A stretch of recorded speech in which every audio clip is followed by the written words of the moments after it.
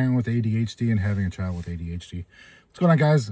So today's video, I actually had to re-record because I was filming outside earlier and it was a little chilly and my nose was running and I wasn't ready for my video to look like the Blair Witch Project. So here I am re-recording. So basically the topic is ADHD and basically what it's like parenting with it and then having a child with ADHD as well. So like a lot of things in my life, I'm pretty grateful for the things I've been through. You live through your experiences and the wisdom comes from the things that you learn from those things. So my son's mother didn't have ADHD. So obviously I think if you're a parent and you've never had to deal with it and you start seeing the attention stuff and, the hardest part about the process of finding out, like starting to see the warning signs that your kid might have ADHD, like you start thinking that something's wrong with them, or you start perceiving that people will think there's something wrong with them. And I'm from the mindset that, like, I've seen the life I've been able to live, and I see the things I've been able to do, like from like a creative standpoint. Yes, school was always really difficult for me. Even when I got to college, it was really complicated. There was a certain point where I tried to do it on my own. I didn't want medication to rule my life, but the way the ADHD works is like you literally get lost into moments. Like if you ever seen the movie Up and Doug is like squirrel, like that's what having ADHD is like. So a perfect example of that is like I'd be at school at college and I would have a lecture, and sometimes even in the smaller rooms that we had, it'd be next to a window and I'd be looking out the window and there'd be like a squirrel and I would just sit there and look out the window, and like before I knew it, the class was ending. And having that makes it severely hard for retention, and especially when you're trying to be a student, like even in high school, like even if you miss like a couple days, like this is why, like that's why like attendance is so pushed upon, because like just missing one lesson can be like detrimental to your education, because like sometimes, especially like with like math, like things are like building blocks. So like if you're missing a piece of that building block, you fall behind really quickly, and then like you have no idea what's going on. Like I remember in high school, like we would have like different quarters, like kind of like the semesters. Like you'd have first quarter, and then you'd get like your report cards. And I always looked forward to like a new unit after I fell behind, because it gave me an opportunity to try to start over with. And it was difficult. And in high school, I was not a good student. I didn't want to take medication. So when I was introduced to medication, which was Ritalin, that was back in the 90s. Unfortunately, I was kind of like a class clown. Like I wasn't a bad kid. Like I write a lot in my book. I was bullied pretty heavily in my middle school years, or not my middle school, elementary. And unfortunately, one of the reasons why I make this channel is to try to help dads be able to identify some of these things and be present fathers, because my father wasn't present emotionally. So like a lot of things I needed to learn, I never learned. So I went to school unprepared. I went to school like completely out of it and not lacking. I didn't have any common sense when it came to like basic necessity things. So, I was always made fun of, and I was bullied for the way I dressed, for my hygiene, stuff like that, the clothes I'd wear. And that was really hard for me. And, one of the coping mechanisms I got pretty early on in life was using my humor and making people laugh. And that was my way of making connections. Like I figured I couldn't have the lavish things to make people want to talk to me and hang out with me because of the way I looked, and the way I dressed. So the way I've always been is I've used my humor as a way of making connections. As you can tell, I do dad jokes every day, and I use humor in my writing, which you guys will see when my book finally does come out. But basically, when I got diagnosed with ADHD, they wanted me to be on Ritalin, and I started taking it, and I saw the effects it had on me, and it made me like it definitely calmed me down so I could like concentrate, but like it made me to the level I went where I wasn't like the same class clown I was. And when you're a kid that is kind of looked at differently, like I I only saw my value as the laughs I could create. And going on medication meant that the one thing I had going for me was the one thing that would change from the medication.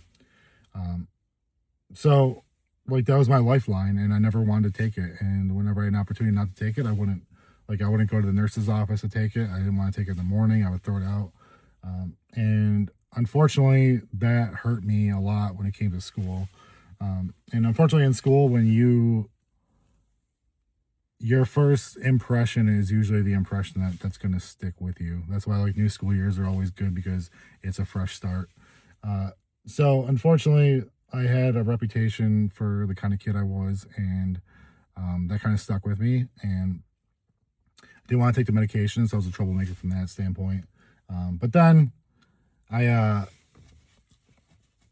once I graduated high school, and I started going to college, I realized that I couldn't do it on my own, and I started taking my medication for when I was in class, and it definitely helped me pay attention. I was able to retain the knowledge that I was getting, and I was able to do really well in college. And I went off it again for a little while, and when I got to senior year, I was taking 24 and 23 credits my last 2 semesters. So I realized I couldn't do it on my own, so I started taking medication again. That's when I started on Adderall, and honestly, it saved me, and it's the reason probably why I graduated.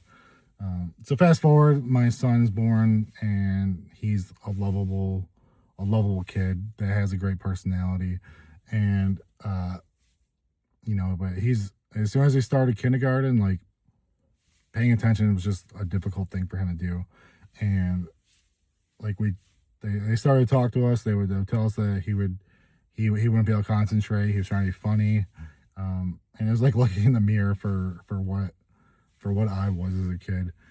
The only difference is that I recognized the fact that I saw the things that he was doing, and I saw the way he acted, and I kind of had an idea that he probably had ADHD, which technically I think they still can't diagnose them technically until they're 18. But there's like signs that like they might have it. So like we started intervening with it, and honestly, he had anxiety as well. So he had anxiety and ADHD. So we started working with that. We tried doing the holistic approach first, which was like finding tools for him to use, like things to ground him when he was starting to feel stressed or anxious.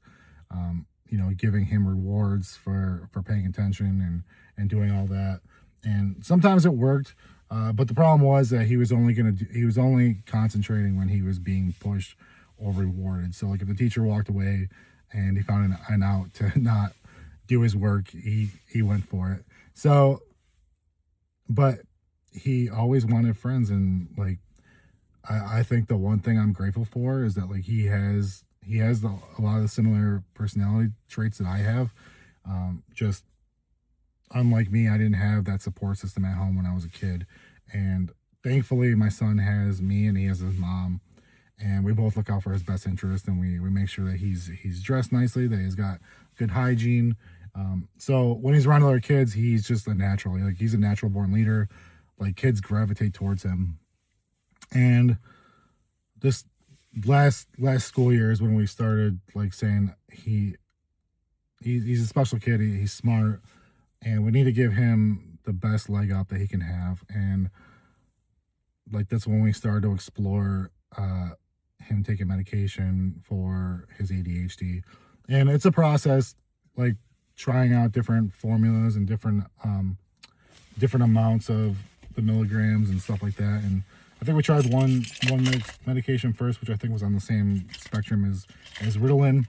That one didn't have the same results So we upped the dose. It didn't work, and then we switched to the um the Adderall like strain of it.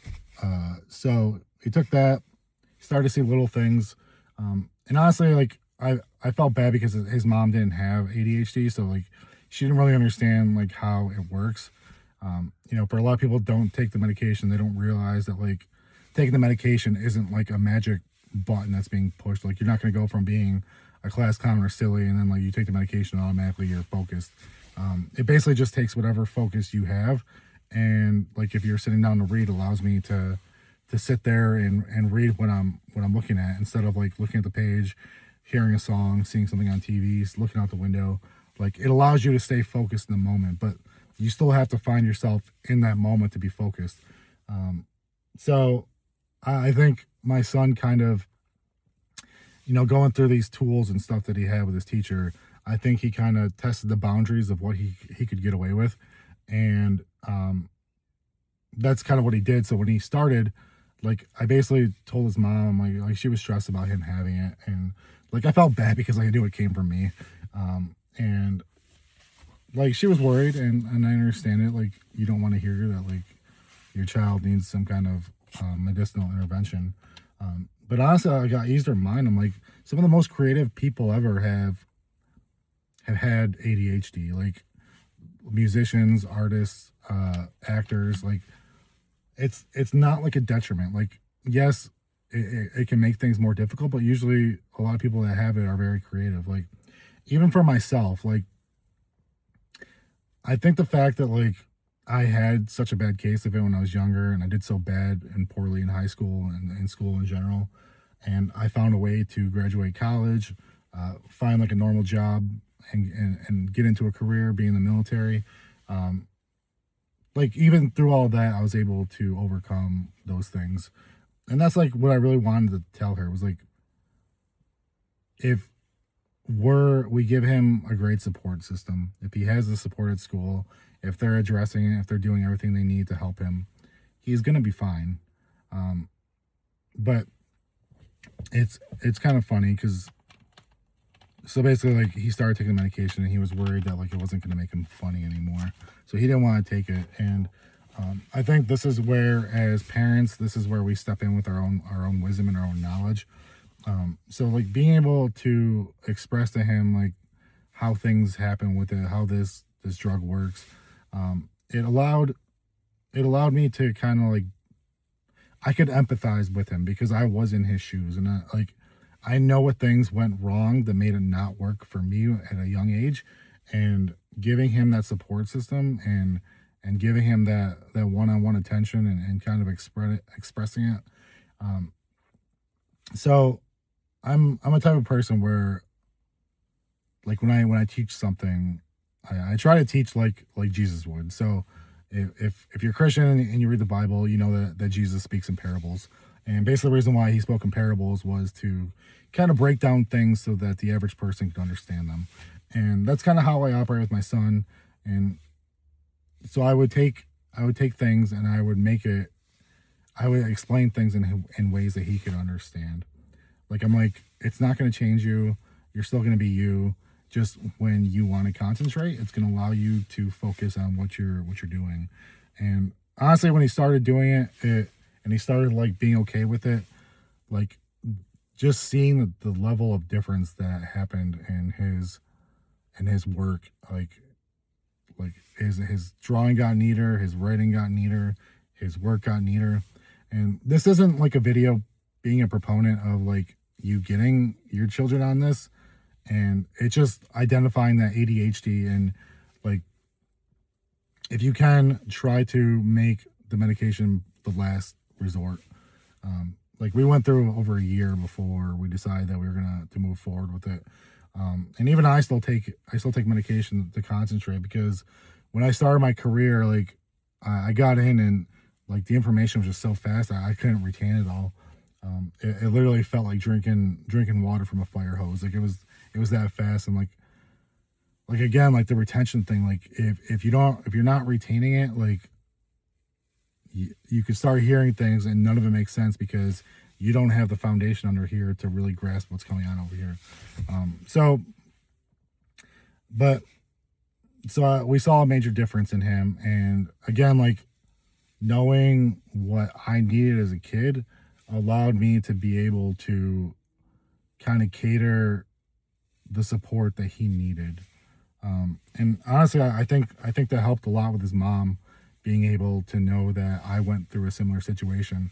Um, and this is what I talk about, like with wisdom and stuff like that, is like where the information comes from. Like if somebody's lived it and they've overcame that adversity, there's a good likelihood that you're gonna listen to that person. Whereas like what you're saying carries weight. And that was always like the thing that like when I hear parents, like usually if you're listening to your parents, it's because your parents have been there for you physically, they've been there for you emotionally. So what they're saying carries an emotional weight. Whereas like this is one of the things I talk about in my book is like when my dad tried or my father tried to try to give me advice and try to give me information, I wasn't really receptive to it because it carried no weight behind it. Like I think there's a big difference between knowledge and wisdom. Like knowledge is like I know what the right thing is to do, and wisdom is I know what the right thing is to do and I've done it and I've learned from it, or I've made mistakes and I fixed it and this is what happened when I fixed it. And that's what wisdom is. So like when I look at my son and like I see that he had these struggles, like it's super easy for me to talk to him and for him to listen to me because I overcame it, you know. And secondly, like I have ADHD and I still have it. It's probably why I tell dad jokes every day. It's probably why I go off on tangents a lot in videos. And, you know, I think it's what's kind of made me successful, semi-successful as a new YouTube creator. But honestly, like once I started getting more into the creative atmosphere, like when I started writing my book back in June, like seeing the way the dots started to connect, like obviously when I wrote my memoir, I did a lot of pop culture references, and if you read the book, you'll see that there's a lot of things that tie together that help make the situations I went through make sense because in the book I used pop culture references to kind of explain how I was feeling in that moment so that you can visually see what I went through. But then like it really became clear once I did my fictional book because that's world building. So like there was like ideas that like came out of nowhere. Like they were coming from all over the place. And I don't think that would have been possible if I didn't have ADHD. So like again, this video isn't to be a proponent of like putting your kids on medication because I think that should be the last resort. And I say that from somebody that went through it and I tried to do everything I possibly could before I had to go on it.